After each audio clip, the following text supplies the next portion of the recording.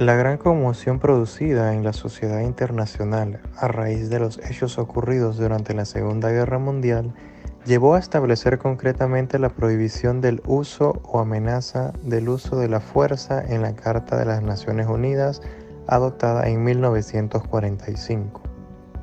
Con el objetivo de materializar estos propósitos, la Carta establece ciertos principios rectores de la organización. Cabe mencionar los siguientes. El artículo 2, en su párrafo tercero, los miembros de la organización arreglarán sus controversias internacionales por medios pacíficos, de tal manera que no se pongan en peligro ni la paz, ni la seguridad internacional, ni la justicia. Artículo 2, párrafo 4. Los miembros de la organización, en sus relaciones internacionales, se abstendrán de recurrir a la amenaza o al uso de la fuerza contra la integridad territorial o la independencia política de cualquier Estado o en cualquier otra forma incompatible con los propósitos de las Naciones Unidas. Como podemos observar, la Carta va más allá de lo que proscribían en el Pacto de la Sociedad de las Naciones y el Pacto Brickman-Kellogg, puesto que habla del uso de la fuerza o amenaza de ésta en las relaciones internacionales, evitando de este modo caer en el problema técnico formal de determinar cuándo se está en guerra, que era una de las grandes críticas que se le hacían a dichos documentos.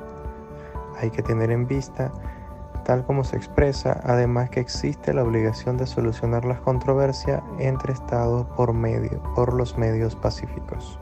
Conforme al artículo 42, el Consejo de Seguridad podrá ejercer la acción que considere necesaria para mantener o restablecer la paz y la seguridad internacional por medio de las fuerzas aéreas, navales o terrestres. Para la ejecución de las medidas de los artículos 43 a 48, se establece un procedimiento basado en la celebración de una serie de convenios especiales, en los que se regule la puesta a disposición del Consejo de Seguridad. Cuando éste lo solicite, las Fuerzas Armadas, ayudas y facilidades por parte de los miembros de las Naciones Unidas, y también se prevé el mantenimiento a disposición permanente de que el Consejo de Seguridad de contingentes de intervención rápida, cuya potencia, grado de preparación y planes para su acción combinada serán determinados por el Consejo de Seguridad con la ayuda del Comité del Estado Mayor, dentro de los límites establecidos en tales convenios. Por otro lado, en el sistema descrito por la Carta, todos los planes para el empleo de la Fuerza Armada serán hechos por el Consejo de Seguridad, con la ayuda del Comité Mayor, órgano subsidiario del Consejo de Seguridad, para ayudarle y asistirle en todas las cuestiones relativas a las necesidades militares y para el mantenimiento de la paz y de la seguridad internacional, artículo 46 y 47.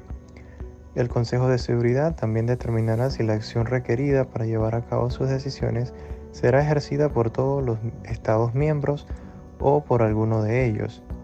En caso de requerir a un Estado que no sea miembro del Consejo de Seguridad a que provea Fuerzas Armadas en cumplimiento de estas obligaciones asumidas en virtud en el artículo 43, deberá invitarle a participar en sus decisiones relativas al empleo de sus contingentes, artículo 44. Como se puede observar, todo el esquema de aplicación de las medidas del artículo 42 reposa sobre la celebración de los convenios especiales del artículo 43, que como es sabido, no han sido celebrados hasta la fecha. Durante la época de la Guerra Fría, el capítulo 7 de la Carta no fue precisamente uno de los protagonistas de la actuación de la organización. No obstante, el Consejo adoptó recomendaciones o decisiones que implicaban el uso de la fuerza en 3 ocasiones distintas, en el asunto de Corea, en el del Congo y en el de Rodesia. En el primero de ellos, en el Consejo de Seguridad, tras constatar que la acción norcoreana constituía una ruptura de la paz y haber pedido la cesación inmediata de las hostilidades y la retirada de las fuerzas de Corea del Norte hasta el paralelo, recomendaba a los Estados miembros proporcionar toda la ayuda necesaria a la República de Corea para repeler el ataque armado y restablecer la paz. Posteriormente, recomendó que todas las fuerzas proporcionadas por los Estados miembros para este fin se pusieran a disposición de un mando unificado bajo la autoridad de los Estados Unidos, a quien se autorizaba a usar la bandera de las Naciones Unidas a su discreción. En el asunto del Congo, tras el asesinato de Lumumba y la generalización de los combates tribales, el Consejo de Seguridad decidió autorizar el recurso a la fuerza, en caso necesario y en última instancia por parte de la ONU, a fin de impedir el desencadenamiento de una guerra civil, solicitando la retirada y evacuación inmediata de los elementos militares extranjeros no pertenecientes a las Naciones Unidas, y así como los mercenarios. El Consejo de Seguridad decidió autorizar al Secretario General a llevar a cabo una misión vigorosa, que comprendía en su caso el empleo de la fuerza en la medida requerida a fin de detener o expulsar los elementos militares y mercenarios antes citados, y no da competencia al Consejo de Seguridad para autorizar el uso de la fuerza, sino solo para decidir si la acción requerida para llevar a cabo las decisiones del Consejo de Seguridad será ejercida por todos los miembros de la organización o solo por alguno de ellos.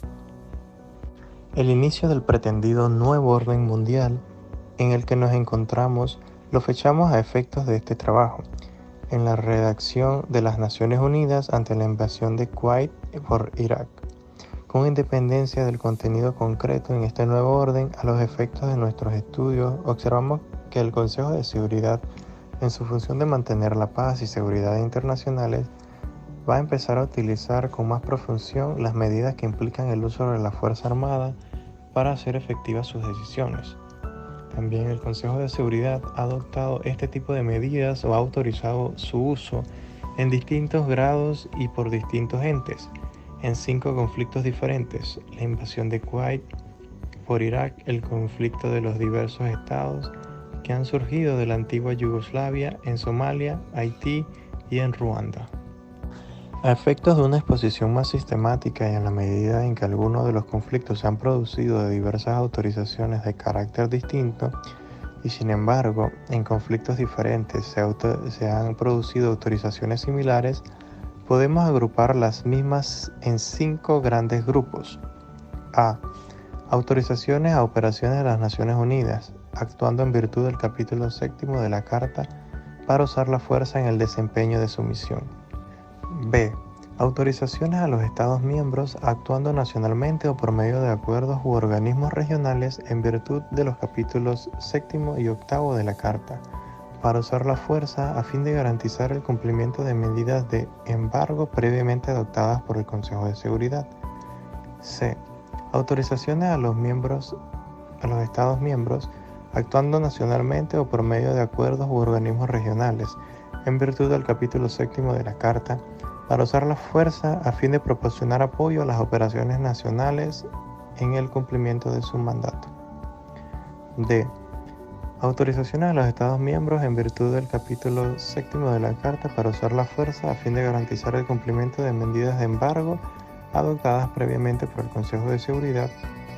E.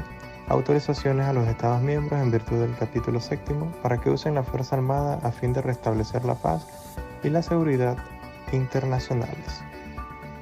Aunque no puede invocarse un artículo concreto de la Carta para su justificación jurídica, se puede considerar que en esta está el espíritu del capítulo 7 de la Carta en función a 3 consideraciones. 1. Nos encontramos con la adopción de medidas por el Consejo de Seguridad para hacer efectivas sus decisiones, en este caso, el establecimiento de una operación de las Naciones Unidas con una misión clara y determinada. 2. Estas medidas son llevadas a cabo por un organismo subsidiario del Consejo de Seguridad. 3. Estas medidas son proporcionadas, limitadas y vinculadas a la legítima defensa. En conclusión, pensamos que el Consejo de Seguridad tiene, de conformidad con la Carta, competencia implícita para adoptar este tipo de medidas. En relación con el procedente de la ONU en el Congo, la práctica actual del Consejo de Seguridad ha tenido el acierto de ubicar esta competencia implícita en el capítulo 7 de la Carta, separándose en cierta medida de la doctrina del TIJ en su opinión consultiva sobre Self-Defense.